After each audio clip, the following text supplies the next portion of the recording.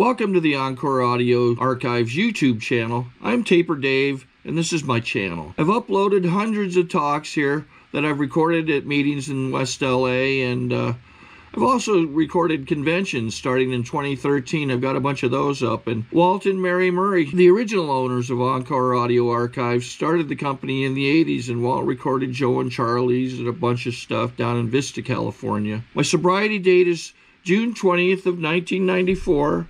I hope you find something you like, so please like and subscribe to my channel and comment down below.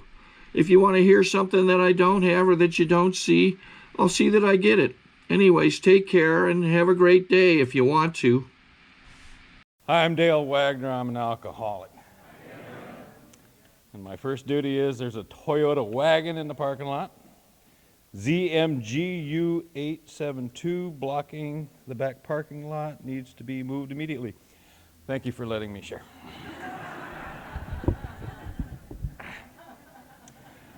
Yeah. You know, last night I was asked out to go on an H&I panel, and I'm finally gotten around to where I understand the meaning of commitments, and I understand that God's got some real interesting timing, so he sent me out there to be a warm-up for you guys. And I was at Acton Rehab up in the high desert there, and I've been there a couple times before. And it's not surprising I was a lot more comfortable there because I spent a lot more time in rehabs than I have in Malibu. But today I was thinking, well, we're all just one drink away from the drunk. You know, they're starting their journey, or some of them are on their way, you know, back through the system. And we're lucky enough that they don't close the doors on us here. We get to go home, and that's a great blessing. I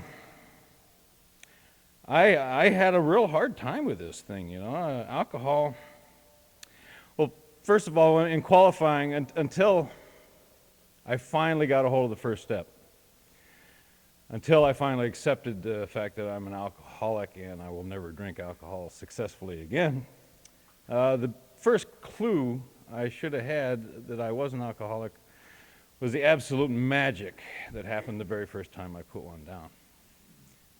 Normal people, from what I understand, I don't know personally, but you know, they stop partway through, or they get a little paranoid, or they get a little dizzy or something, and they put it away. But I immediately found all the answers to all the questions I had up to that point in my life, which was a little bit late. I didn't get drunk until I was about 18. I led a little sheltered little life, went to private schools. My parents worked real hard, 2 different shifts to see that my brother and I got to go to private schools, which is, you know, the American tradition of getting better than they had, and they worked real hard to provide it for us. And you know, somewhere along in my youth, you know, then more is being revealed in this, and I'm not going to get into too much psychobabble.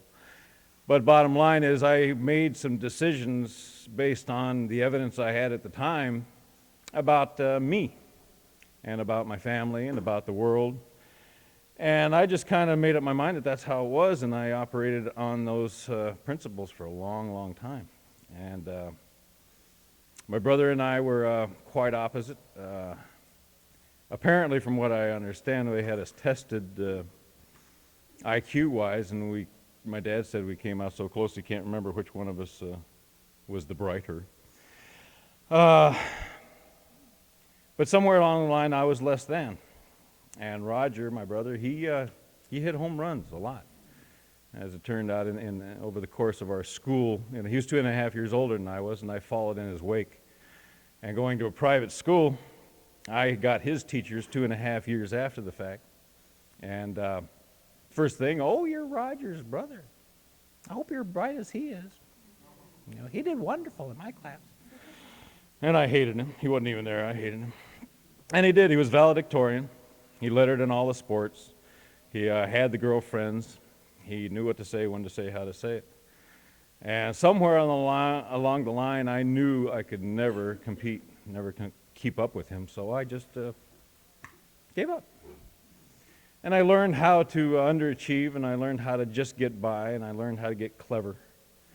And I used whatever mental capacities I had for taking the easier, softer way, the quick way, the the cheap way, just whatever it took to, I used to think of it as clearing the bar, you can even knock the bar and make it wobble, as long as it doesn't fall down. So that's about as much effort I ever give.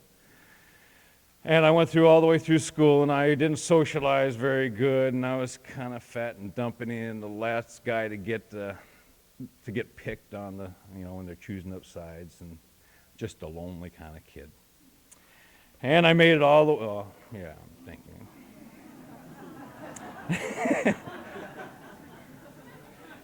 And more than anything, I wanted to be, I don't know if they used hips looking cool back then, but I didn't know what it'd do for me. But you remember the song, I'm in with the in crowd? That came out when I was in high school. And when you're in a private school and there's only 12 kids in the graduating class, and you got an in crowd and an out crowd, it's pretty easy to define which one those groups are. And I was it, Me and the nerds, either, ugly, slow, stupid, whatever. We were over here. And worshiping the jocks and the and the beauties and everybody else. So anyway, long story. I got to the point. I got out of school and I went to work as a laborer in construction. And I got my first taste of alcohol.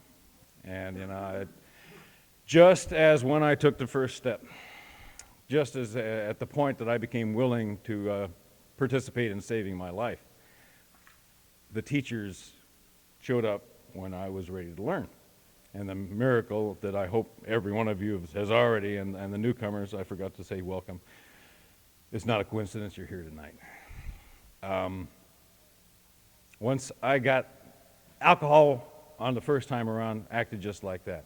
I got the immediate peer approval that I was looking for. I got attention from women. Everything went right. And I'm looking at this bottle and looking what's going on, and that was it. I did learn about commitment early. I was committed to that bottle. I was committed to pursuing laughs and carefree and seeing what's around the next corner. And little did I know, I just gave up my life right then to follow wherever it led. And it took me on a pretty good little ride. I went ahead and there again, I wasn't very good socially, and I was still a nerd, but I was a drunk nerd, I was walking the walk and everything, and it got too much for me, and I went ahead and pulled a geographic and ran away and got in the Army. And did 3 years in the Army, and I went back to Alabama for about 18 months, and then 18 months in Germany. And I stayed loaded every day of the military, but luckily I still knew how to, find out which way the wind's blowing and where the easy routes were. And it was pretty serious business because I knew about, people being accused of being narcs and mysteriously falling out of two, second-story windows, and a lot of racial tension and just all kinds of stuff. And I was still a nerd, and I was pretty wet behind the ears. And God, even though I had no idea of it, and damn sure didn't pay any attention, God was taking real good care of me through that time. And made it through there, came on back to the States, and I did, while I was in the Army, I identified as a head because, we smoked hash and we had very cerebral thoughts. And the juicers were down the hall, and they were all from South Carolina and stuff like that, and they were mechanics. And the one time I ventured down there, see, I was just a little hypocritical, I'd put them down until we ran out of dope on the hill, and then go see if they had a bottle. And wouldn't you know, I should have learned right then that first night that I got good. I drank almost a full fifth of Seeger and 7, and boy, those guys were all right, We were having a good old time. Just about the time I ran out of booze, there was some kind of a big siren, and we were having a drill. And me and all my macho and all my strack Army behavior, they found me under my bunk, laying in my puke. Everybody had fallen out, and they had to go ahead and do a building search and find out where I was, and I think my face was in it. But that didn't mean anything to me. I'm a rationalizer and a justifier, and I just kept on going. And I got out of the Army, and I had to find a new crowd to identify because I'm a chameleon. I had so many layers, and I got my buddy who had a motorcycle shop back there, and so we went into that business for about 8 years, and I ran with the crowd, and I talked the talk and walked the walk, and survived one more time. The insanity of it. God was with me in a big way when I came off my bike at 75 on some country road in Alabama.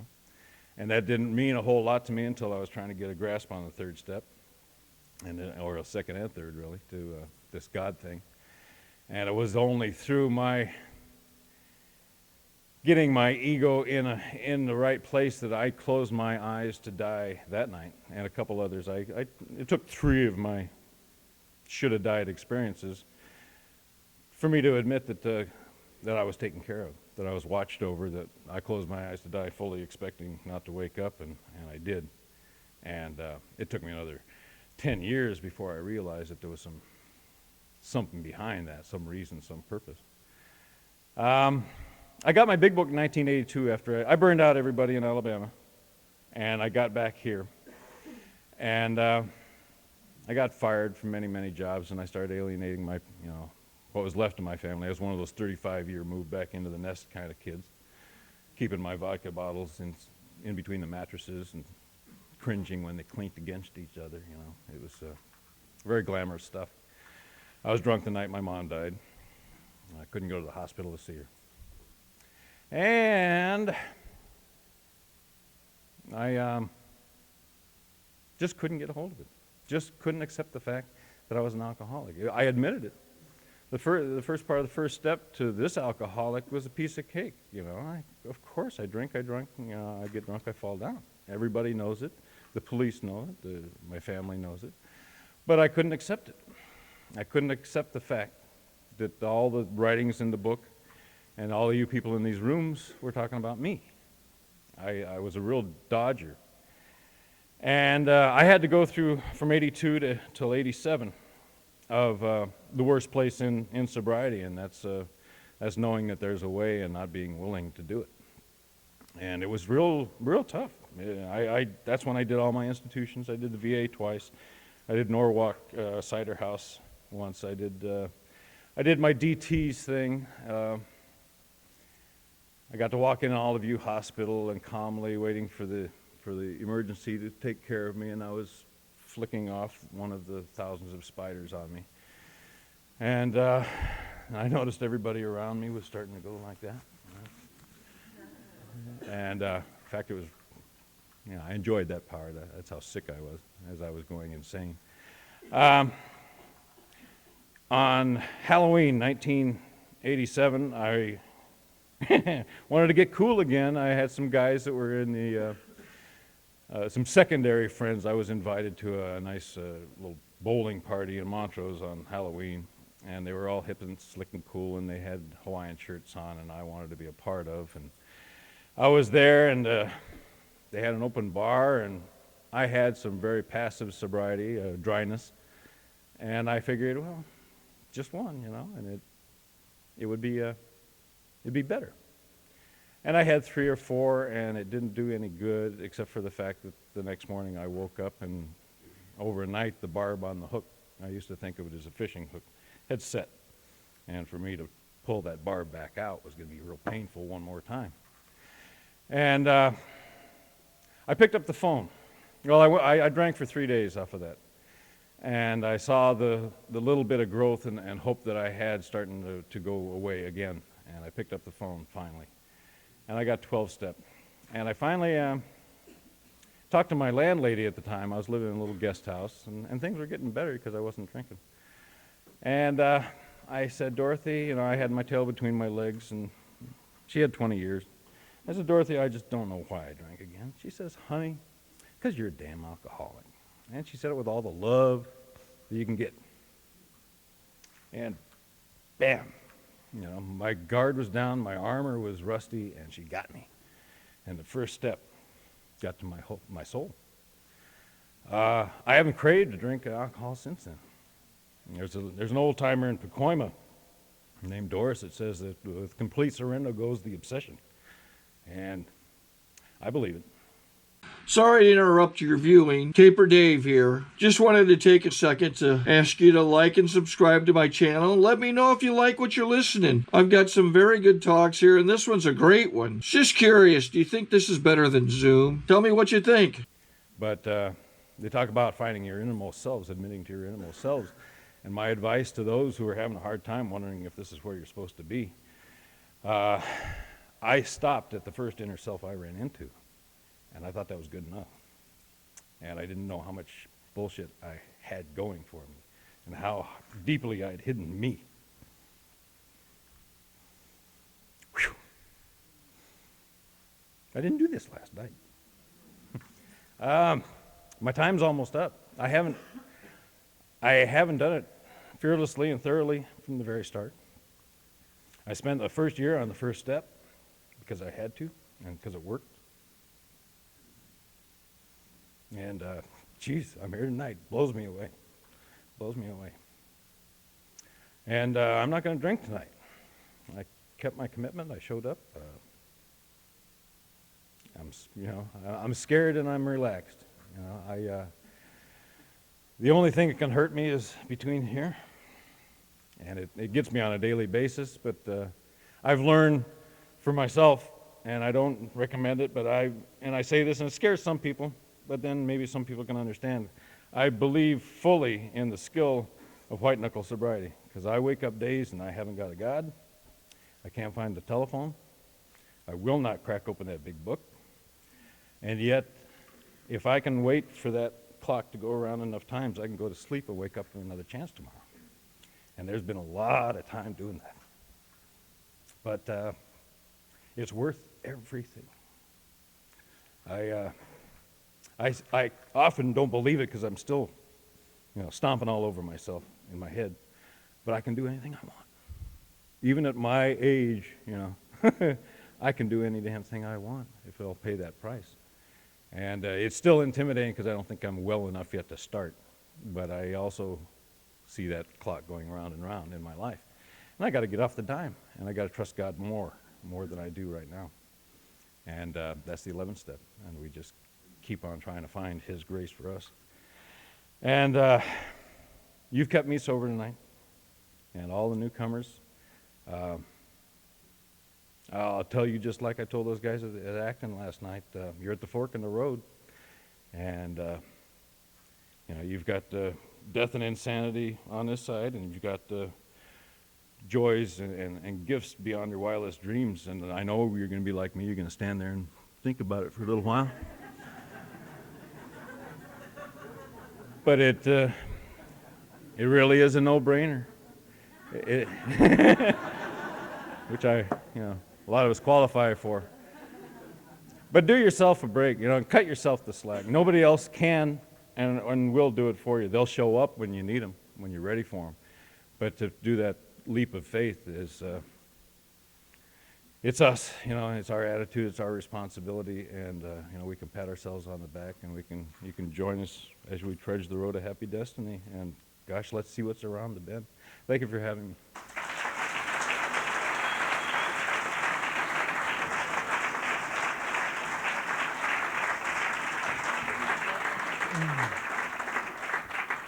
I think we got a great talk going on here. Thanks for watching the channel. Taper Dave here. Just curious, do you think this is better than Zoom? Okay, this is how I prepare my drone for launching. I like to do it inside the cab of my truck so I'm not standing outside in the weather. To install the joysticks for control, up and down, right and left, powered on. I have an Android phone that I use to connect it to the drone with, and it's actually controlled through the iPhone, through an app. Oops, wrong way. It's actually controlled through the iPhone, or through this Android phone, through the app. It's actually controlled through the Android phone through an app, and you connect it through this short connection right here.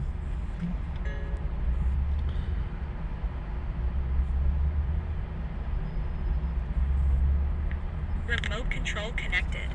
Remote control's connected. So I pull out the drone.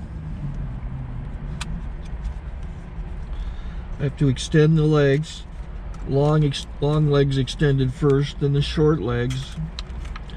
Remove the gimbal protector. Set that aside, then power it on one short burst, then one long burst. I lay it down. So I have to go to calibrate. So the drone's not connected yet. It shows you here as this drone gets disconnected, even though the remote's powered on. So the drone has to establish it's connected. So I go into the app to calibration mode. First I'll calibrate the remote controller. Start calibration. Out, in, out, in, up, down, and then this little wheel is to control the gimbal. So it's calibrated. Go to gimbal calibration, start calibration, and then it calibrates the gimbal. If that shows up, the gimbal's moving all over the place. Changes, you can see it on the video. And I'm calibrated to take off. It's acquired 7 satellites at the moment. There are 26 satellites up in the sky, which it has to acquire before you can take off. So it's connected. It's got enough satellites. This is white. I can go to press this little arrow button, swipe right to take off, and it would start the motors if I slid this to the right, but I'll wait till I get outside. Don't want to do it inside.